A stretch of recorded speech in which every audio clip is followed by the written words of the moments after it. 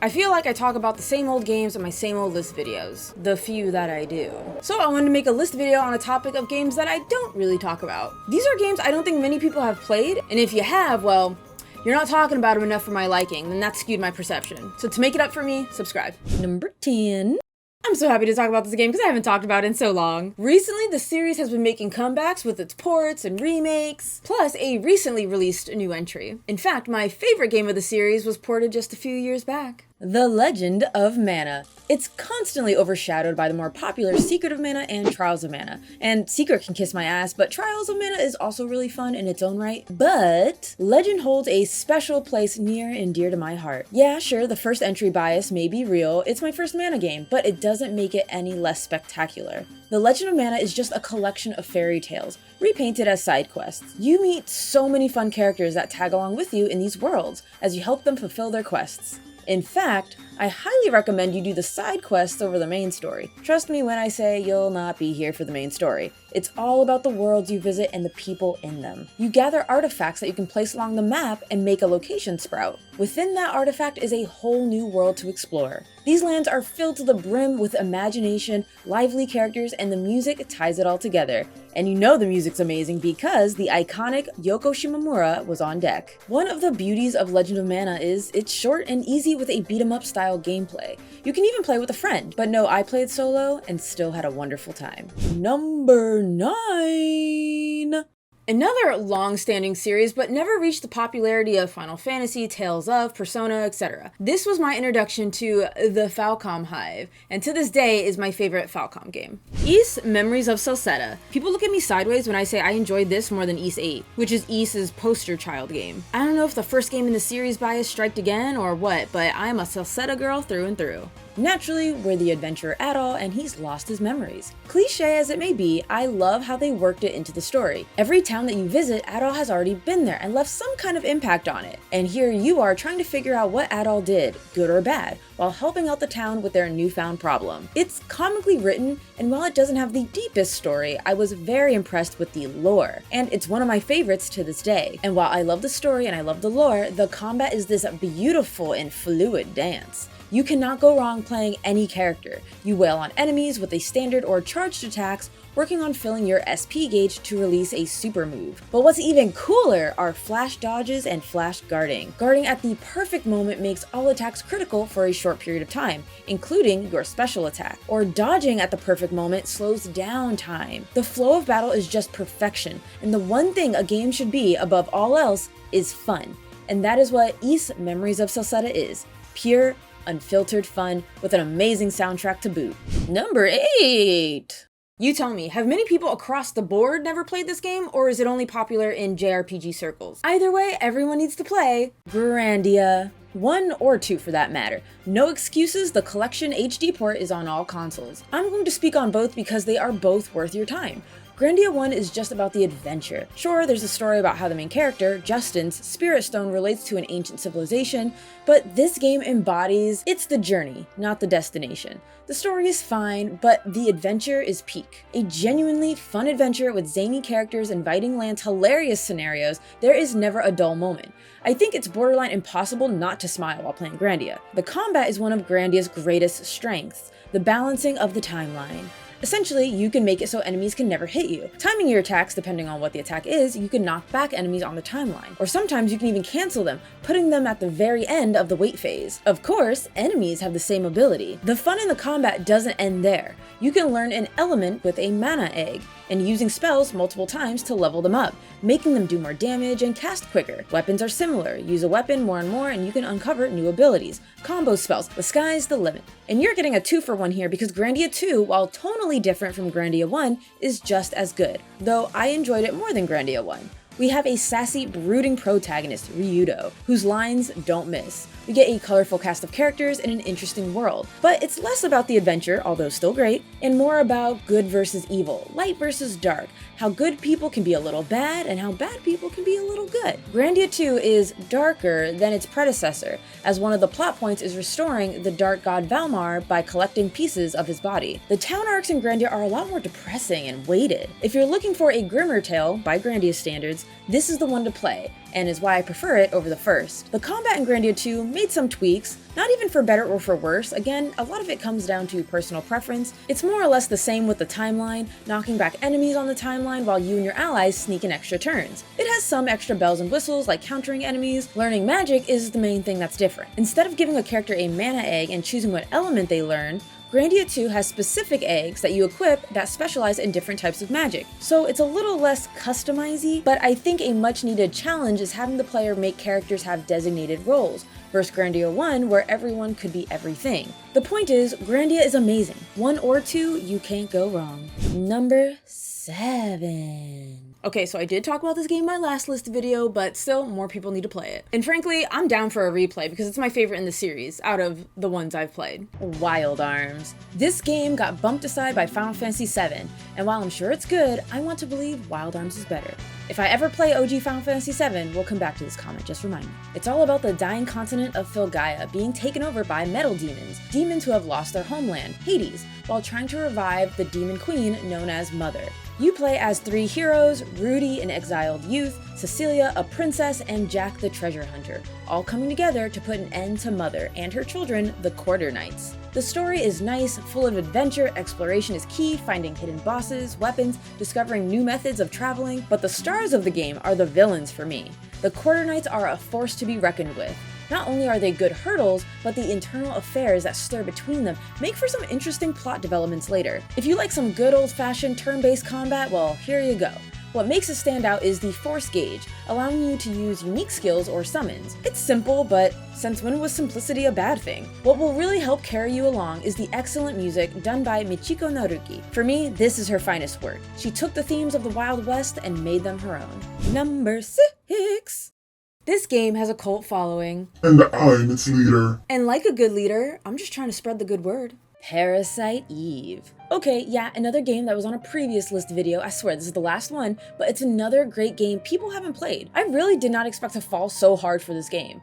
I'm not really a sci-fi lover, sci-fi fantasy is acceptable at most, but stuff having to do with cells, mutations, science, yada yada usually bores me, but Parasite Eve blew me away. Hard to not be invested when the first 5 minutes really heat up. It opens up to a tale of a mutated woman, Eve, and her counterpart, rookie detective and protagonist, Aya Brea. You are constantly chasing after this woman while being hit with flashbacks of a younger you and hospitalization. The entire game is you chasing down Eve, who is mutating everything around her, while trying to get laid. Okay, I'm exaggerating a little bit, but she is trying to get knocked up. It's a really great mystery that keeps you on the edge of your seat. Honestly, it's what drove me forward the most because the combat certainly did not. She goes on this adventure solo as nobody else but her can get close to Eve.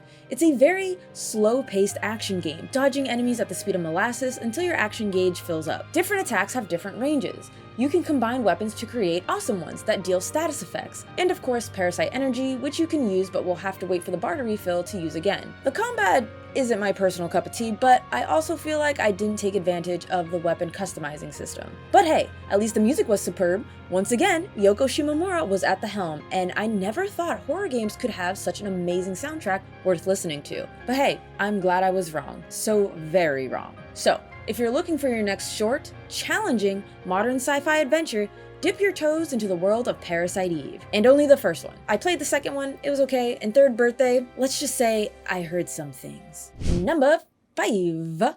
Now we getting into the nitty gritty, cause what you know about Rogue? What you know about Galaxy? What you know about Rogue Galaxy? The PS2 was flooded with great RPGs, and I think this one gets overlooked. It's different, a new IP from Level 5 Studios. What a campy, funky journey this was. This is by far the best thing about the game. Level 5 Studios being at the helm meant aiming for the unthinkable, at least at the time. Seamless exploration.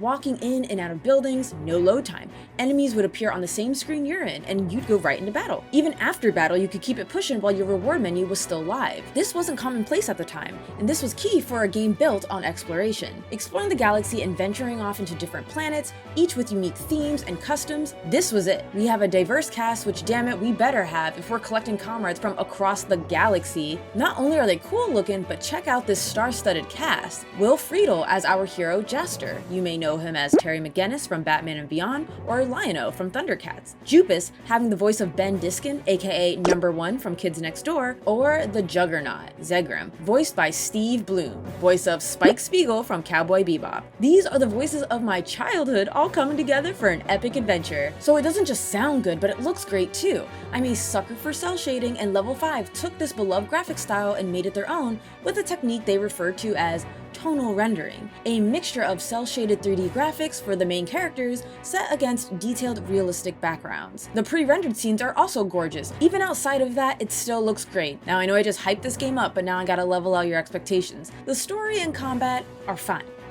Just fine. The story is about a boy who wants to see the galaxy while a war is happening, but the problem is, the war is barely mentioned. It's honestly kind of forgotten about. It focuses more on a third party, the weapons dealers who benefit from the war. And while that is an awesome angle, they fail to execute. The combat is also fine, but sadly boils down to spam special moves and win, occasionally running into an enemy that must be defeated in a specific way. But hey, maybe that's a good thing because it gets you back to exploring quicker. Mentioned before, I'm not a big sci-fi girly, but I found it agreeable in Rogue Galaxy. Number 4. Now we get into that good because originally this game came out in 1994 for Japan only. Then in all of its remade glory came to the States. And was my game of the year in 2022. Live Alive, it's short, it's sweet, and it has a little something for everybody. You could take on the role of 8 protagonists, each in their own little world with a different playstyle, though the core combat largely remains the same. I'll never forget my first, the Caveman, where you're trying to save a sexy cave woman from being a sacrifice. You must follow your nose and save the woman of your dreams. We have a horror bit, where there's no battling, only running away to avoid a giant monster that's let loose on a spaceship. Let's bring it back to the Wild West, where there's a large band of hooligans who are threatening the town. Gather tools to prepare traps and weaken their numbers. I'm just naming a few. Not only are there various tales to enjoy, but some of these stories have multiple endings, depending on how you play and the choices you make.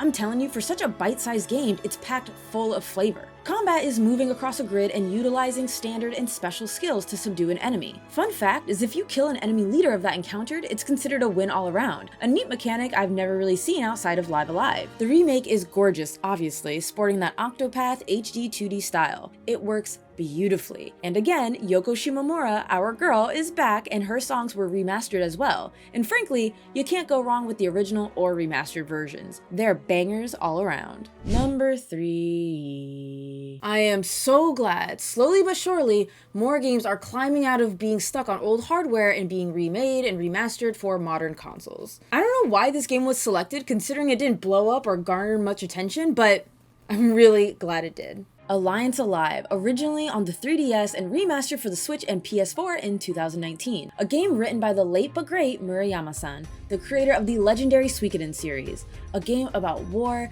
gathering all walks of life to fight for a freer world. And that theme is very much alive in Alliance Alive. My first thought is the art direction. I love the squared off gloved fingers, big eyes, no nose, intense shadows, tiny feet, and it translates really well into the graphics. The story is all about being free. Beastmen are oppressed by demons, and the humans are suppressed by beastmen. The humans wish to reclaim their blue skies, but they can't do it alone. They must recruit folks from all over and create guild houses. Starting to see the Suikoden parallels yet? The characters are fantastic. We have some demons, some beastmen, some traitorous humans. They all fall into one trope or another. And remember, tropes aren't a bad thing. Just think of it as a shorthand to grasp the character's personality. Oh, and speaking on characters, did I mention there are secret ones? If you enter combat and you have guilds in range, you'll be granted extra buffs depending on what that guild house specializes in. Combat is reminiscent of Final Fantasy II.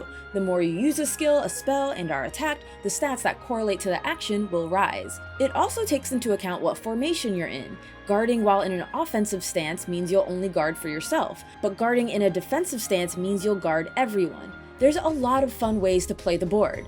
The game can be challenging, but I never felt it was unfair with its stat raises. And I will say the game knows when you're trying to grind, because I remember playing the game and I was trying to grind in an area where I was clearly overleveled for and I wasn't getting stronger. Alliance Alive is criminally slept on, considering it has all the components of a great RPG. Number 2. You know how I was just saying that some games are stuck on old hardware? Well, this is one of them. Pandoras Tower for the Wii. Guys, this game might be the reason I made this entire video. I haven't spoken on it in so long and your girl was feeling nostalgic for it. Very simple premise. Your girlfriend, Elena, is a vegetarian, and she'll turn into a world-ending monster if she doesn't eat monster flesh. So it's up to her man Aaron to save her from a cursed fate by challenging the masters of each of the 12 towers, and feeding Elena their flesh. You're on a timer, as Elena will become more and more monstrous over time, sometimes making the player rush back with what monster flesh they have on hand, master or not. Each time you visit, you can gift Elena, increasing the bonds you two share, which will have a hand on what kind of ending you get. Maybe this stems from my love of Majora's Mask, but I love me a timer that isn't just numbers counting down, but a gauge that tells you when homegirl gotta eat or else. Game over. Pandora's Tower sports action combat, utilizing several weapons and the Oraculos chain, used for grappling, tripping, and of course, extracting beast flesh. Each tower sports a different theme, which leaves room for various visuals and different puzzles and enemies. I remember finding the bosses to be especially fun, figuring out creative ways to lower their guard and yank out that master flesh. It's truly a shame that this game hasn't been remastered for modern consoles, because it was amazing and I would love to replay it and have other people experience it for the first time. Alas, for now, I'll just be glad that we even got the game to begin with. Number 1. Behold, the greatest game you've never played, stuck on the DS or 3DS, Radiant Historia, or the expanded remake, Radiant Historia Perfect Chronology.